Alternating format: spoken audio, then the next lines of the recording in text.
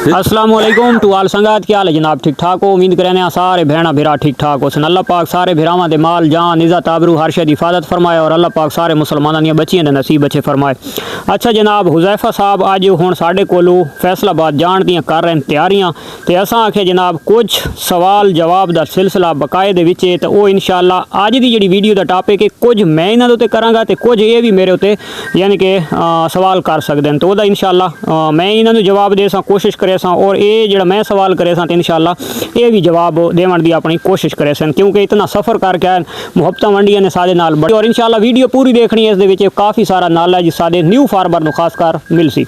हुज़ैफा साहब सब तो पहले जो साडा सवाल है तो साडा सवाल ये है कि ये जानवर खलोते तुसी कर रहे हो ब्रीडिंग दे उत्ते काम, ठीक है, चाहे गोड दे कर रहे हो चाहे शीप दे कर रहे हो, ठीक है। तुसा बच्चों की जड़ी डिलीवरी पीरीयड है या उन्होंने क्रॉसिंग पीरीयड जड़ा है उस किस मौसम दे तुसी उन्होंने ब्रीडर छोड़ना है, वो क्रॉसिंग करवानी और किस टाइम तुसी ब्रीड लैके प्रोडक्ट जेड़े दे विच तुहाडे यानी कि अमवाद के चांस बहुत कम होवे, वो ऐसा सीजन अगर कोई फार्मर ने मेल जी नर जेड़ा माली उसने रखा वा वो अगर 12 महीने विच रहेगा जी उसका बड़ा नुकसान है, ठीक है। जेड़ी जेड़ी भेड़ या बकरी हीट ते आई जाएगी उन्हें क्रॉस करदा जाना वा, ठीक है। तुहाडे बच्चे अगे पिछे आउणगे, तुसी सारा साल मुसीबत सारा दिन सारी रात फार्म दी निगरानी कि कोई भेड़ डिलीवर दिने करदी पई, कोई अद्धी रात नूं करदी पई आ, वो अज करदी पई, कोई 8 दिनां नूं करदी पई, कोई 2 महीनिਆਂ नूं करदी पई, जी जी। फिर उन्हां दी डाइट दे पहला सारा मसला गलत हो जाना, ठीक है। बिल्कुल नर जानवर नूं मेल उन्हां दे विच नहीं रखना, उसनूं अलग रखना, सही है। सारा साल उन्हां तो दूर सिर्फ 1 महीने वास्ते नर छोड़ना है भेड़ां दे विच या बकरियां जो भी है, हाँ जी, ठीक है। और गिनती कर लैनी है कि 5 महीने का जिहड़ा है इन्हां दा पीरीयड आ प्रैगनेंसी दा, ठीक है, वो तुहाडा खत्म होवे आके एंड फरवरी ते या शुरू मार्च दे उत्ते डिलीवर करन तुहाडे को, राइट हो गया। यानी कि सर्दियां दे विच ऐसे सीन दे उत्ते क्रॉस होईयां होवें ऐसे महीने दे विच जेड़ियां फरवरी दी एंड तो चा के या फरवरी दी यानी कि 15 तो चा के ते मार्च तक 15 अक्तूबर तो बाद तुसी जानवर छोड़ना, 15 अक्तूबर तो बाद छोड़ोगे ना, 15 अक्टूबर, हाँ जी, उन्होंने क्रॉस करा, हाँ जी, वो अक्टूबर नवंबर दिसंबर जनवरी फरवरी मार्च, वो 15 मार्च नूं डिलीवर करनगियां। अच्छा, मार्च तक वो डिलीवर हो गईयां। उन्हां दे अगर 10 भेड़ां ज्यादा गल आ ते तुसी जिहड़ा हैगा 1 अक्तूबर ते अगर छाड़ दिंदे हो ते October November December January February and फरवरी ते मार्च दे पहले 2-3 दिनां दे विच डिलीवर कर जाएंगे और बेहतरीन खुला मौसम होएगा, चारा ग्रीन जड़ा वा उसकी कोई कमी नहीं होएगी, बेहतरीन सारा कुछ होएगा, धुप होएगी, सर्दी की वजह नाल जानवरां दीयां मौतां जड़ियां ना वो नहीं होणगियां। सारे दे सारे बच्चे जिस तरह एक फैक्ट्री चो एक प्रोडक्ट बन के निकलदी है ना, सही है, इकट्ठे बच्चे आणगे सारे, सही है। तुहानूं अपने जानवरां दा डाइट प्लान और बाकी सारा कुछ मैनेज करना बड़ा आसान हो जाएगा, ठीक है। हत्ता कि मार्केटिंग जिहड़ी करनी है तुसी जिहड़ी सेल करनी है तुसी एडवरटाइज करोगे ਉਹ ਫਟਾਫਟ ਦਿਨਾਂ ਦੇ ਵਿੱਚ ਕੰਮ ਮੁਕੰਮਲ, ਅੱਛਾ, ਤੇ ਤੁਸੀਂ ਫਾਰਗ ਡਿਲੀਵਰੀ ਤੇ ਤੁਸੀਂ ਜਿਸ ਵਕਤ ਜਿਹੜਾ ਆ ਤੁਹਾਨੂੰ ਜਿਹੜੀ ਉਹਨਾਂ ਦੀ ਇhtiyat ਕਰਨੀ ਪੈਣੀ ਆ, ਉਹਨਾਂ ਦੀ ਨਿਗਰਾਨੀ ਕਰਨੀ ਪੈਣੀ ਆ। ਮੌਸਮ ਵੀ ਬੜਾ ਅੱਛਾ ਹੋਏਗਾ, ਠੰਡ ਨਹੀਂ ਹੋਏਗੀ, ਬੱਚਾ ਵੀ ਨਹੀਂ ਬਿਮਾਰ ਹੋਏਗਾ, ਤੁਹਾਡੀ ਨਿਗਰਾਨੀ 'ਚ ਵੀ ਮੁਸ਼ਕਲ नहीं होएगी, आसानी होएगी, यानी कि ना ज़्यादा गर्मी ते ना ज़्यादा ठंड। और दूसरे नंबर तो भाई होरां दा कहण दा मकसद है कि जेड़ा ज़्यादा मसरूफियात दे दिन होंदे न खास कर जेड़ा उस फार्मर वास्ते जेड़ा ब्रीडिंग दे उत्ते फार्मिंग कर रहा, अच्छा, तो उसकी हर टाइम यानी कि ज़्यादा वो फोकस ही होंदा कि जानवर डिलीवर करे, मैं उसके बच्चे की केयर करा। अगर वो अगे पीछे हो गया है कोई फौज की शादी खुशी या किससे दूर चला गया दूसरे शहर दे विच, अगर वो पिछे जानवर इतना बंदा वो समझदार नहीं है तो लाजमी गल है कुछ कम चांस हैं जानवर बच्चे बचण दे। हाँ जी, ठंड ज़्यादा होनी बच्चे नूं नमूनिया होना, बच्चा बचना ही नहीं। दूसरे नंबर दे उत्ते जिस टाइम सारियां कट्ठियां आसन वो बच्चे कट्ठे ग्रो करे सन, उन्होंने मिल्क का हिक्को ही टाइम लगना है, उन्होंने बच्चों की डाइट प्लान हिक्को रावना है, उन्हें हिक्के एज दी चौवना है, ये नहीं होना भाई वड्डा छोटे नूं ना खाण दे सी, छोटा जेड़ा तां वो भुखा रह जाना है, उन्हें कमज़ोर रह जाना है, यदि जनाब मौत वाकई हो सकती, तो कोई ऐसा सीन नहीं होने लगा। हाँ जी, ठीक हो गया। अच्छा, उस तो बाद जनाब अगर जानवर डिलीवर कर गई है चाहे भेड़ ते चाहे बकरी, ਕਿਤਨੇ ਦਿਨਾਂ ਤੋਂ ਬਾਅਦ ਉਸ ਦਾ ਜਿਹੜਾ ਮਿਲਕ ਹੈ ਤਾਂ ਉਸ ਦਾ ਖਿਆਲ ਰੱਖਣਾ ਹੈ ਕਿ ਜਿਹੜੇ ਦੇ ਵਿੱਚ ਸਾਡਾ ਜਾਨਵਰ ਕਮਜ਼ੋਰ ਵੀ ਨਾ ਹੋਵੇ, ਬੱਚੇ ਦੀ ਗਰੋਥ ਵੀ ਅੱਛੀ ਹੋਵੇ, ਡਾਈਟ ਪਲਾਨ ਹੀ ਅਸਾਂ ਉਹਦਾ ਅੱਛਾ ਕਰੀਏ, ਸਾਨੂੰ ਪ੍ਰੋਫਿਟ ਹੀ ਅੱਛੀ ਮਿਲੇ ਔਰ ਸਾਡੀ ਖਾਸ ਕਰ ਜਿਹੜੀ ਅਸਲ ਫੈਕਟਰੀ ਹੈ ਉਹ ਕਮਜ਼ੋਰ ਨਾ ਹੋਵੇ। ਉਸ ਬੱਚੇ ਨੂੰ ਯਾਨੀ ਕਿ ਮਿਲਕ ਪਿਲਾਉਣ ਦਾ ਰੂਟੀਨ ਕੀ ਹੋਣੀ ਚਾਹੀਦੀ ਹੈ? ਉਹ ਮਾਵਾਂ ਦੇ ਨਾਲ ਬੱਚੇ ਛੁੱਟੇ ਰਹਿਣ ਜਾਂ ਉਹਨਾਂ ਨੂੰ ਅਲੱਗ ਰੱਖਣਾ ਚਾਹੀਦਾ? ਜ਼ਿਆਦਾ ਛੋਟਾ ਬੱਚਾ ਜਿਹੜਾ ਨਾ ਜੀ ਹਾਂ, ਉਸ ਨੂੰ ਤੇ ਤੁਸੀਂ 3-4 ਦਿਨ ਤੱਕ ਤੇ ਜਿਹੜਾ ਹੈਗਾ ਨਾ ਹਰ 4-4 ਘੰਟੇ ਬਾਅਦ ਦੁੱਧ ਪਿਲਾਓ। ਠੀਕ ਹੈ। ਉਸ ਤੋਂ ਬਾਅਦ ਜਿਹੜਾ ਹੈਗਾ ਜਿਸ ਤਰ੍ਹਾਂ ਬੱਚਾ ਬੜਾ ਹੋਣਾ ਵਾ ਉਸ ਦਾ ਤੁਸੀਂ ਵਕਫਾ बढ़ाई ਜਾਣਾ। ਠੀਕ ਹੈ। ਫਿਰ 3 ਦਫਾ 8-8 ਘੰਟੇ ਦੇ ਵਕਫੇ ਦੇ ਨਾਲ ਜਿਹੜਾ ਨਾ ਦੁੱਧ ਪਿਲਾਣਾ ਹੈ। ਹਾਂਜੀ, ਵੈਸੇ ਮਾਵਾਂ ਤੋਂ ਬੱਚੇ ਅਲੱਗ ਰੱਖਣੇ ਆ ਠੀਕ ਹੈ। ਤੇ ਪੂਰੇ ਟਾਈਮ ਦੇ ਉੱਤੇ ਉਸ ਵਕਤ ਸਾਰਿਆਂ ਨੂੰ ਪਿਲਾ ਕੇ ਉਸ ਤੋਂ ਬਾਅਦ ਉਹਨਾਂ ਨੂੰ ਜਿਹੜਾ ਨਾ ਦੁਬਾਰਾ ਤੁਸੀਂ ਅਲੱਗ ਕਰ ਦੇਣਾ। ਠੀਕ ਹੈ। ਔਰ ਅਗਰ ਫਰਜ਼ ਕਰੋ ਬੱਚਾ 1 ਮਹੀਨੇ ਤੇ ਪਹੁੰਚ ਗਿਆ, ਹਾਂਜੀ, ਉਸ ਦੀ ਯਾਨੀ ਕਿ ਮਿਲਕ ਦੀ ਜਿਹੜੀ ਡਾਈਟ ਹੈ, ਮਿਲਕ ਵਾਲੀ ਮਾਂ ਦੇ ਮਿਲਕ ਵਾਲੀ, ਉਹ 2 ਟਾਈਮ ਬਿਲਕੁਲ ਰਾਈਟ ਹੈ, ਫਿੱਟ ਹੈ, ਸਵੇਰ ਔਰ ਸ਼ਾਮ? ਹਾਂਜੀ, ਫਿਰ ਇੰਨੀ ਉਮਰ ਦੇ ਵਿੱਚ ਆ ਕੇ 2 ਦਫਾ, ਸਿਰਫ 2 ਦਫਾ। ਉਸ ਦੇ ਵਿੱਚ ਇੱਕ ਤੇ ਜਾਨਵਰ ਕਮਜ਼ੋਰ ਨਹੀਂ ਹੋਣਾ, ਬੱਚੇ ਜਿਸ ਟਾਈਮ ਮਾਂ ਥੱਲੇ ਜਾਣਾ ਉਹਨੇ ਠੋਕ ਕੇ ਪੇਟ ਭਰ ਕੇ ਦੁੱਧ ਪੀਣਾ ਹੈ। ਸ਼ੁਰੂ ਦੇ ਉੱਤੇ ਜਿਸਲੇ ਡਿਲੀਵਰ ਹੋਣਾ ਵਾ ਉਸ ਤੋਂ ਤੁਸੀਂ ਜਲਦੀ ਤੋਂ ਜਲਦੀ ਕੋਸ਼ਿਸ਼ ਕਰਨੀ ਆ ਕਿ ਉਹ ਮਾਂ ਦਾ ਦੁੱਧ ਜਿਹਨੂੰ ਬੌਲੀ ਵੀ ਲੋਕ ਕਹਿੰਦੇ ਆ ਉਹ ਦੇਣਾ ਫੌਰਨ। ਉਹ ਤੇ ਇਹ ਨਹੀਂ ਘਬਰਾਉਣਾ ਕਿ ਹਾਏ ਬੱਚੇ ਨੇ ਕਿੰਨਾ ਪੀ ਲਿਆ, ਹਾਂ ਉਹਨੂੰ ਪੀਵਣ ਦਿਓ। ਠੀਕ ਹੈ। ਅਗਰ ਉਸ ਦਾ ਪੇਟ ਲੂਜ਼ ਹੁੰਦਾ ਵਾ ਤੇ ਉਹ ਬਿਹਤਰ ਆ, ਉਹਦੇ ਪੇਟ ਦੀ ਸਫਾਈ ਹੋ ਜਾਏਗੀ। ਸਹੀ ਹੈ। ਉਸ ਦੁੱਧ ਦੇ ਵਿੱਚ ਜਿਹੜੀ ਪਾਵਰ ਆ ਨਾ ਫੌਰੀ ਵਾਲੀ ਬੌਲੀ ਵਾਲੀ, ਉਹ ਤੇ ਕਮਾਲ ਆ।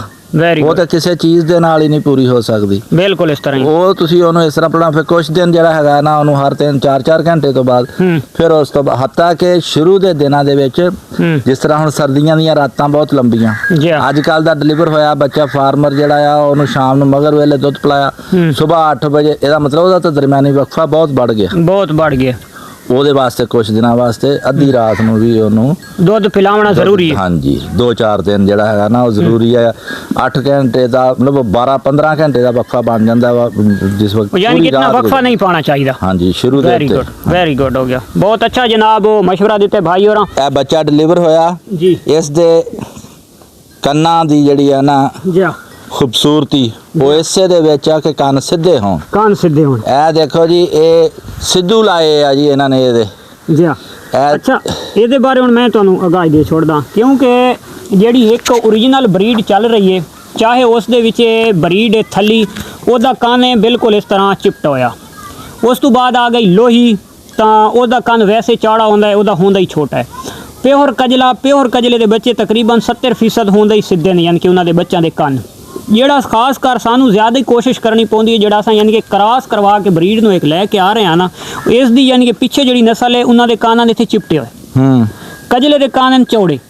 ਅਸੀਂ ਹੁਣ ਉਹਨੂੰ ਕ੍ਰਾਸ ਕਰਵਾ ਕੇ ਲੈ ਕੇ ਆ ਰਹੇ ਹਾਂ, ਤਾਂ ਉਹ ਛੋਟੇ ਬੱਚੇ ਦੀ ਕਮ ਸੇ ਕਮ 3 ਦਿਨ ਤੱਕ ਸਾਡੀ ਇਹ ਚੀਜ਼ ਦਾ ਯਾਨੀ ਕਿ ਪ੍ਰੋਸੀਜਰ ਚੱਲਦਾ ਰਹਿੰਦਾ ਹੈ।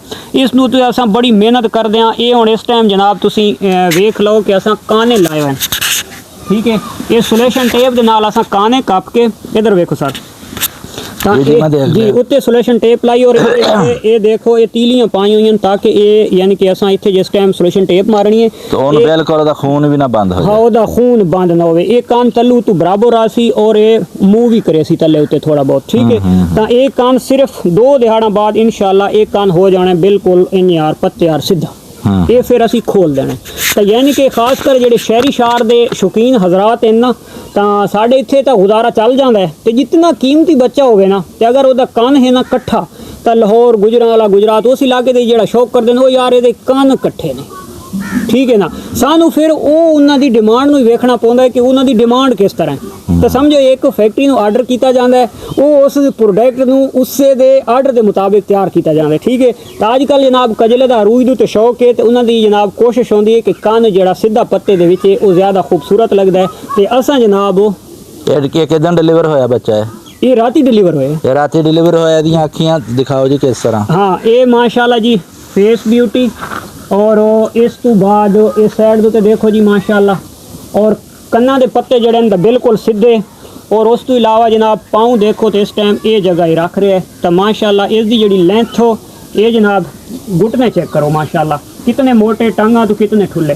तो इंशाल्लाह ये जड़ी इसकी मां है लाला, ये उस तू हाइट लेली आ जी। हाँ, ये मादी मादी, इसकी हाइट भी ज़्यादा हो सी, इसकी लेंथ भी ज़्यादा हो सी। अगर इसकी मां ਇਹ ਫਰਜ਼ ਕਰੋ ਅੱਲਾਹ ਪਾਕ ਇਹਨੂੰ ਜ਼ਿੰਦਗੀ ਦੇਵੇ ਅਗਰ ਇਹ 5 ਮਹੀਨਿਆਂ ਦੀ ਅੱਛੀ ਗਰੋਥ ਵਿੱਚ ਆ ਜਾਂਦੀ ਹੈ ਨਾ ਸਿਰਫ ਓਨਲੀ 5 ਮਹੀਨਿਆਂ ਦੀ ਜਿਹੜੀ ਇਸ ਦੀ ਮਾਂ ਦੀ ਕੀਮਤ ਹੋਣੀ ਹੈ ਨਾ ਉਸ ਤੋਂ 5-4 ਹਜ਼ਾਰ ਇਹ ਲੈ ਲਈ ਮਹਿੰਗੀ ਹੈ ਠੀਕ ਹੈ ਇਸ ਦੀ ਮਾਂ ਤੋਂ ਇਹ ਮਹਿੰਗੀ ਹੈ ਕਿਉਂਕਿ ਇਹ ਜਿਹੜੀ ਕ੍ਰਾਸਿੰਗ ਦੇ ਵਿੱਚ ਆ ਗਈ ਹੈ ਇਹ ਜਿਹੜਾ ਇਹ ਵੂਲ ਬਣਾ ਗਈ ਹੈ ਕੰਡਾ ਬਣਾ ਗਈ ਹੈ ਖੂਬਸੂਰਤੀ ਬਣਾ ਗਈ ਹੈ ਔਰ ਇਹਦਾ ਫੇਸ ਇਨਸ਼ਾਅੱਲਾ ਇਸ ਦਾ ਬਿਲਕੁਲ ਜਨਾਬ ਇਹ ਤੱਕੋ ਤਾਂ ਇਹਦਾ ਫੇਸ ਇੰਜ ਉਸੇ ਜਿਵੇਂ ਬਿਲਕੁਲ ਤੋਂ ਤਿਆਰ ਜਿਵੇਂ ਯਾਨੀ ਕਿ ਇੱਕ ਨਰ ਦਾ ਹੁੰਦਾ ਹੈ ਨਾ ਤਾਂ ਮੈਨੂੰ ਇਨਸ਼ਾਅੱਲਾ ਇਹ ਬਿਲਕੁਲ ਨਾਰਾ ਰੇਸ ਦਾ ਫੇਸ ਹੋਸੀ ਔਰ ਖਾਸ ਕਰ ਜਿਹੜਾ ਕੱਕੇ ਦਾ ਬੜਾ ਸ਼ੌਕ ਲੱਗਾ ਹੋਇਆ ਹੁੰਦਾ ਤਾਂ ਇਹ ਜਿਹੜਾ ਜਾਨਵਰ ਹੈ ਤਾਂ ਇਹ ਮਾਸ਼ਾਅੱਲਾ ਕੱਕੇ ਦੇ ਵਿੱਚ ਵੀ ਸ਼ੁਮਾਰ ਹੋਸੀ ਔਰ ਖਾਸ ਕਰ ਕਜਲੇ ਦੇ ਵਿੱਚ ਵੀ ਸ਼ੁਮਾਰ ਹੋਸੀ ਤਾਂ ਐਸਾ ਜਾਨਵਰ ਅੱਗਾ ਬਰੀਡ ਵਾਸਤੇ ਬਿਲਕੁਲ ਕੱਕੇ ਬੱਚੇ ਵੀ ਡਿਲੀਵਰ ਕਰਸੀ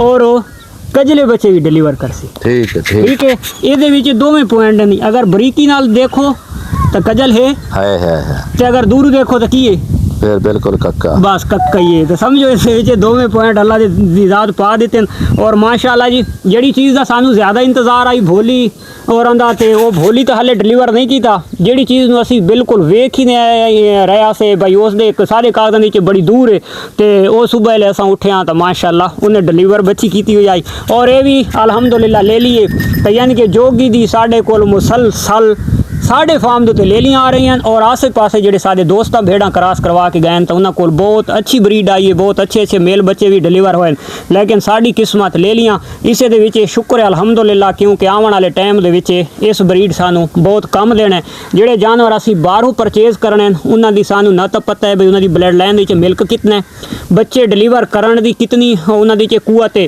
और जानवर किस सेहत दे नाल तल्लक रखे ने कितने हेको फिटनेस दे विच रहने तो ये सानू इस चीज़ का अल्हम्दुलिल्लाह चौथी नस्ल तो पता है ये 5वीं ब्रीड लाला ठीक है ये अपने घर की जेड़ी दे विच सानू टोटल दे पूरे खानदान दा मिल्क प्रोडक्शन दा बच्चों की पालन दी ग्रोथ दा बीमारियों नाल लड़न दा खाण पीण दा इन्हां दा हर चीज़ की सानू नॉलेज है तो इंशाअल्लाह आने वाले टाइम दे विच ये बहुत अच्छी साबित होसी और अल्लाह पाक इसकी लंबी जिंदगी करे साडा जी आखिरी सवाल लाले हुज़ैफा वास्ते क्योंकि इन्हें हुण जाने तो बिल्कुल इंतज़ार दियां घड़ियां खत्म होने वालियां हुज़ैफा साहब डिवर्मिंग दुते थोड़ा जी रोशनी पाई चलो डिवर्मिंग का मतलब यह है कि जानवर की जिल्द के उत्ते भी कीड़े मकोड़े ते बीमारियां का हमला होया हुंदा ते मैदे विच ते जिगर दे उत्ते ठीक है ਜਿਹੜਾ ਬੰਦਾ ਇਸ ਚੀਜ਼ ਦਾ ਕੰਟਰੋਲ ਨਹੀਂ ਕਰਦਾ ਉਸ ਦਾ ਜਾਨਵਰ ਕਮਜ਼ੋਰ ਰਹਿੰਦਾ ਵਾ ਸਿਹਤ ਨਹੀਂ ਪਕੜ ਸਕਦਾ ਗਰੋਥ ਨਹੀਂ ਪਕੜ ਸਕਦਾ ਠੀਕ ਹੈ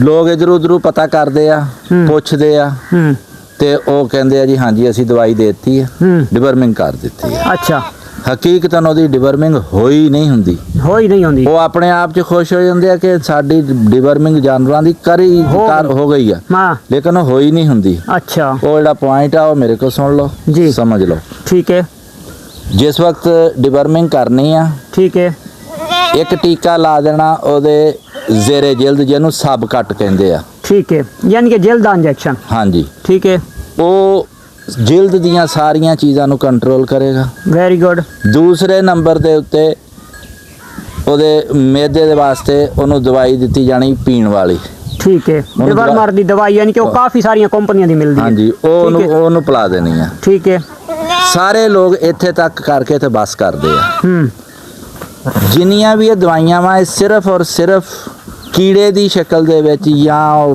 ਜਵਾਨ ਦੀ ਸ਼ਕਲ ਨੂੰ ਖਤਮ ਕਰਦੀ ਹੈ ਅੱਛਾ ਐਕਸਪਾਇਰ ਕਰ ਸਕਦੀ ਹੈ ਜਿਹੜੀ ਅੰਡੇ ਦੀ ਸ਼ਕਲ ਦੇ ਵਿੱਚ ਹੋਣੀ ਨਾ ਚੀਜ਼ ਉਹਨਾਂ ਦੇ ਮੈਦੇ ਦੇ ਵਿੱਚ ਉਹ ਨਹੀਂ ਮਰਦੇ ਇਹਦੇ ਨਾਲ ਉਹਦੀ ਪਹਿਲੀ ਦਵਾਈ ਨਾਲ ਉਹ ਨਹੀਂ ਮਰਦੇ ਠੀਕ ਹੋ ਗਿਆ ਜਿਸ ਬੰਦੇ ਨੇ 10 ਦਿਨ ਦੇ ਵਕਫੇ ਨਾਲ ਇਹ ਸਾਰਾ ਕੁਝ ਫਿਰ ਰਿਪੀਟ ਕਰਨਾ ਵਾ ਠੀਕ ਹੈ ਸਿਰਫ ਉਹ ਸਮਝੇ ਕਿ ਮੈਂ ਡਿਵਰਮਿੰਗ ਕੀਤੀ ਆ ਜਿਹਨੇ ਸਿੰਗਲ ਡੋਜ਼ ਦੇਣੀ ਆ ਉਹਨੇ ਧੋਖੇ 'ਚ ਰਹਿਣਾ अच्छा ਉਹਦਾ ਇਹ ਖਿਆਲ ਹੋਣਾ ਕਿ ਮੈਂ ਡਿਵਰਮਿੰਗ ਕਰ ਦਿੱਤੀ ਆ ਲੇਕਿਨ ਉਹ ਡਿਵਰਮਿੰਗ ਕੰਪਲੀਟ ਨਹੀਂ ਹੋਈ ਅੱਛਾ ਡਬਲ ਡੋਜ਼ ਦੇ ਕੇ ਫਿਰ ਉਹ ਉਹਦੀ ਕੰਪਲੀਟ ਆ ਵੈਰੀ ਗੁੱਡ ਡਬਲ ਡੋਜ਼ ਦਾ ਮਕਸਦ ਭਾਈ ਹੋਰਾਂ ਦਾ ਇਹ ਹੈ ਪੀਲ ਜਿਹੜੇ ਕੀੜੇ ਸ਼ੀੜੇ ਹੋਸਨ ਉਹ ਤਾਂ ਪਹਿਲੀ ਡੋਜ਼ ਦੇ ਨਾਲ ਖਤਮ ਹੋ ਗਏ ਤੇ ਉਹਨਾਂ ਦੇ ਖਾਸ ਕਰ ਜਿਹੜੇ ਅੰਡੇ ਹੋਸਨ ਤਾਂ ਉਹ ਤੁਸੀਂ ਦੂਸਰੀ ਡੋਜ਼ ਦੇਣੀ ਹੈ ਤਾਂ ਉਹ ਬਿਲਕੁਲ ਹਾਂਜੀ 10 ਦਿਨ ਦੇ ਵਕਤ 10 ਦਿਨ ਦੇ ਵਕਤ ਯਾਨੀ ਹਫਤੇ 10 ਦਿਨ ਦੇ ਵਕਤ ਤੇ ਉਹ ਜਾਨਵਰ ਤੁਹਾਡਾ ਬਿਲਕੁਲ ਅੰਦਰੂ ਸਾਫ਼ ਹੋ ਗਿਆ ਅੰਦਰੋਂ ਬਾਹਰੋਂ ਹਰ ਪਾਸੋਂ ਉਹ ਸਾਫ਼ ਹੋ ਗਿਆ। ਸਾਫ਼ ਹੋ ਗਿਆ ਤਾਂ ਉਸ ਜਾਨਵਰ ਇਨਸ਼ਾਅੱਲਾ ਦਿਨ ਬਾਅਦ ਹਰ 6 ਮਹੀਨੇ ਬਾਅਦ ਤੁਸੀਂ ਕਰੋ,